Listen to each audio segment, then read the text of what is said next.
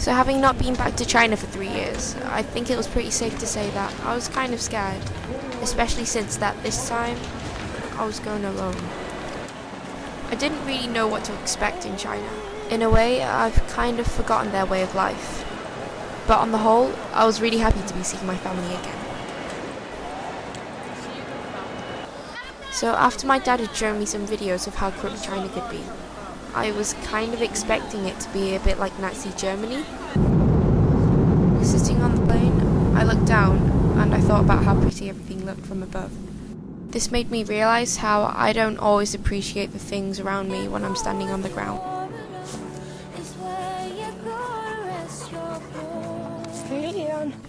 People say that there's a form of beauty in everything, we just have to see them. And so I vowed to myself, I'd try and learn to see the beauty in everything. Like a jungle.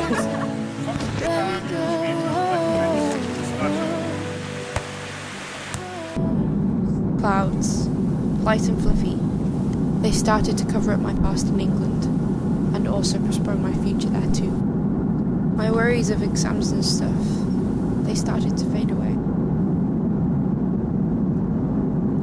We were being lifted into an oblivion of whiteness. Nothing else but complete condensation. We were drifting in a cloud. Almost everyone I could see on the plane were looking outside the windows, admiring the views. Soon, I fell asleep. By the time I woke up, not one person was looking outside the window anymore. They all lost interest. I guess as humans, that's just what we do best. We were just about to land when a little girl who was sat behind me started crying. She asked her mum why it was no longer snowing. It took me longer than I'm proud of to realise that what she thought was snow were actually clouds. It was this which made me realise that I could be unknowingly losing my imagination.